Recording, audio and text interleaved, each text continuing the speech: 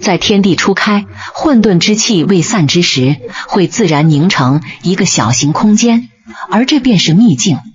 天地自然形成的秘境，并没有太多危险存在，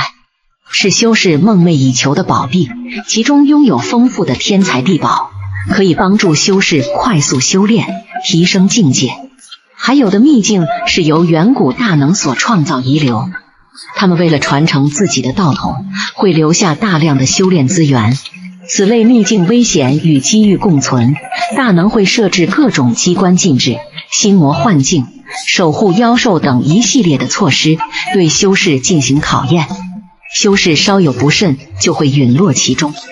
但同样的，一旦通过这些考验，修士也能得到巨大的收益，如天地灵物、大能所炼制的丹药、大能的传承等等，这些都能够让修士脱胎换骨，一步登天。气运较好的修士还能在秘境中得到神兽的青睐，帮助修士在修仙之路上走得更高更远。